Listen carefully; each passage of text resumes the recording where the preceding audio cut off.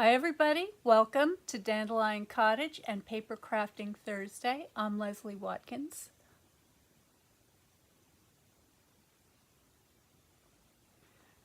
I hope everybody's doing well. It's a beautiful autumn day here in Dandelion Cottage in Northwest Connecticut. And I want to get every last bit of the autumn inspiration that I can before we very quickly move into holidays, because I'm already seeing a lot of Christmas things and realizing that time is going by really quickly. So we don't have a lot more time. The leaves are falling, but the color palettes are so beautiful that I see outside my window. Just these beautiful kind of a dusty rose, the dried hydrangea, the grasses, the purple nine bark. It's really beautiful. Maybe I'll go take some pictures later and post them on my Facebook page so you can get a sense. But I wanted to continue with what we started last week. So let me point you down and I'll show you what I've got.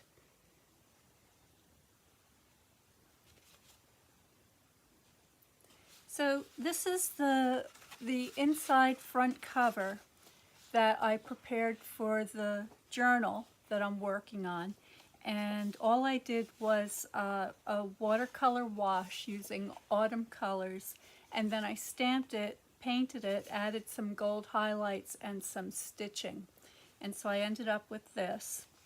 This will go inside the front cover of the journal like so. I'll have something on the back here.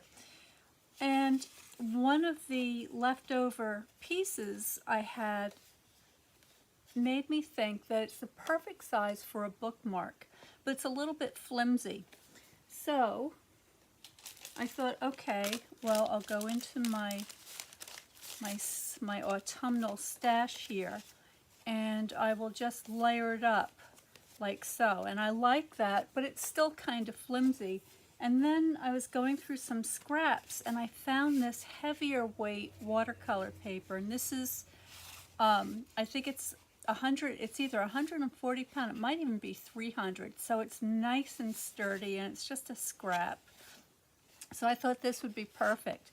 So I'm going to do something very similar to this, except that I'm going to be adding some heat embossing as well. So first things first, and that is I want to decide what size I want this to be. So let me get my ruler out. And if this is the approximate size of the book, I want it to, the book's going to be slightly bigger because there'll be a little bit of a border, and I'd like the top of it to stick out the top like a tab almost, and maybe I'll put an eyelet and a ribbon. So I want it to extend further than the size of the book itself. And I'm thinking about 7.5, 8 inches. Maybe 8 inches is too much. 7.5. So let's say 7.5. So I'm just going to put a little mark. And this is not going to be perfect, just a guide. And I'm going to go ahead and fold that. Get out my burnisher, my bone folder.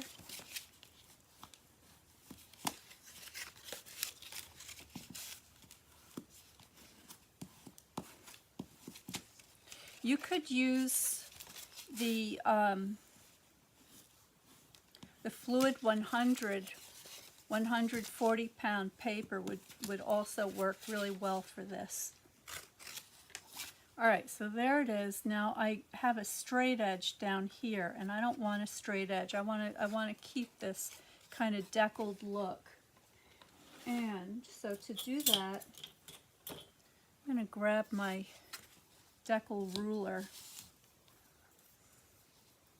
I'm going to use this coarse side, and I'm just going to pull that.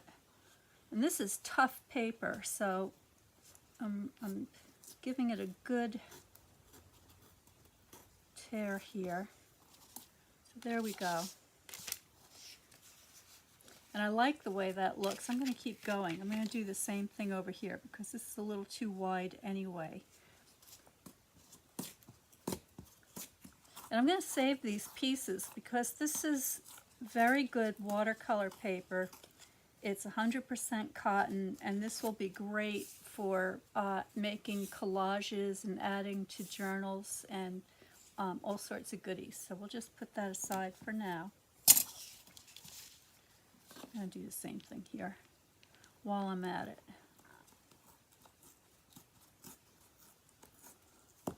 Okay, so there's my rough torn bookmark.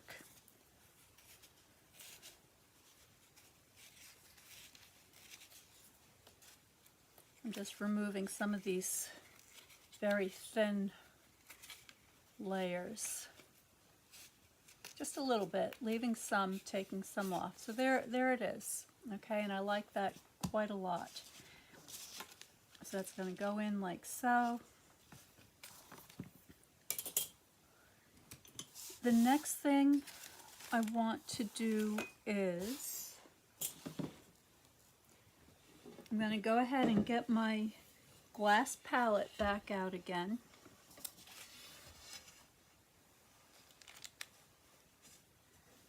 I'm going to give this a good spritz.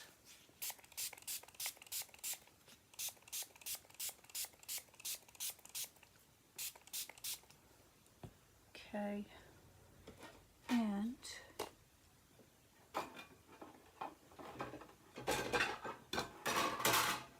got my watercolors here. Grab a water painter. I'm using the flat water painter, and this of course has the water in the handle, so I'm just giving that a little bit of squeeze to bring some water out. Let me see if I can get everything on the camera all at once so you can see what I'm doing.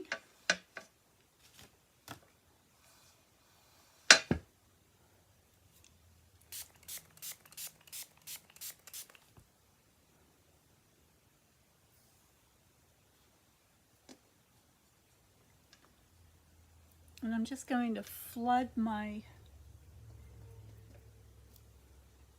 bookmark with color.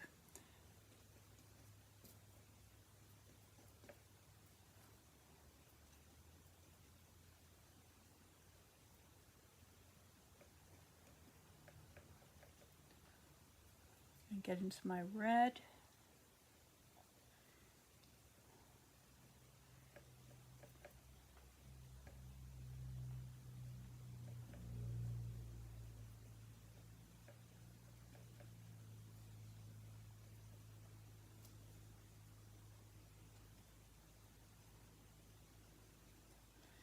And a little blue.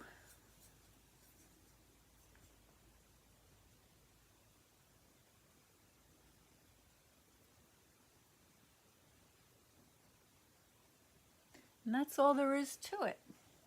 So I'm done with this.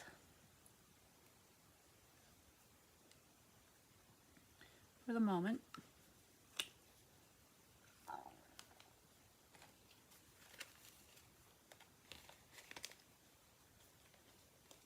Get that on there.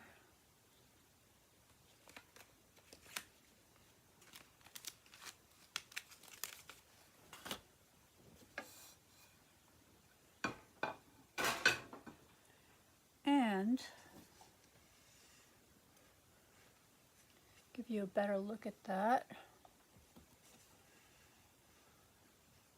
There it is. Very simple. And I'm going to go ahead and use my heat tool to dry this more quickly. And for that, I'm just going to turn the sound off so you don't have to listen to it.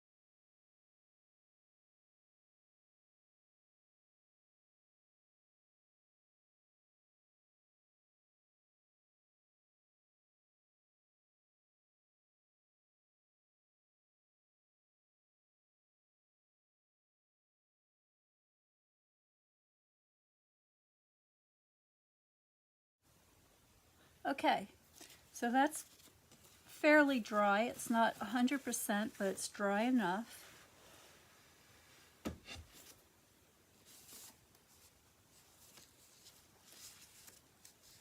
Now what I want to do is I'm going to be stamping with this big Etched Autumn stamp.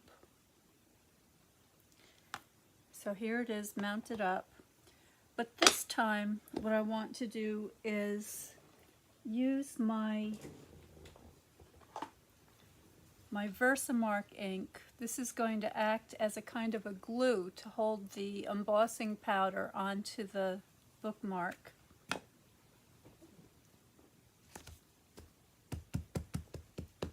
And I'm going to use plenty.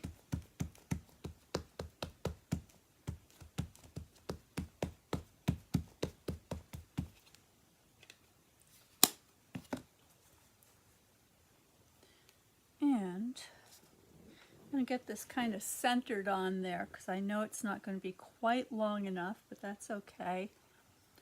Actually, no, I'm going to do it so that the top sticks out a little. So this is going to be the top, this is the bottom. So I'm going to line this up exactly where I want it.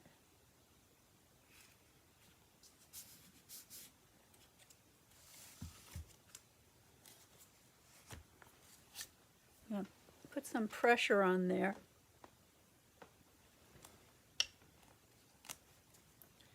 Okay. And hopefully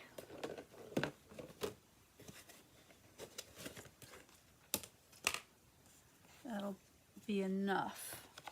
I'm a little concerned because this is a rough paper, so I'm not sure. Oh, it's fine. It's going to be just fine. I think I've finally gotten to the bottom of my gold embossing powder. It's time to break out a new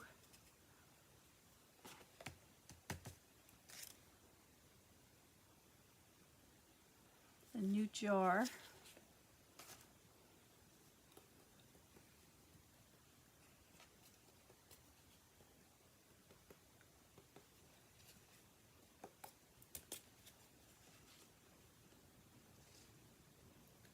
Just want to make sure I get as much gold on there as possible.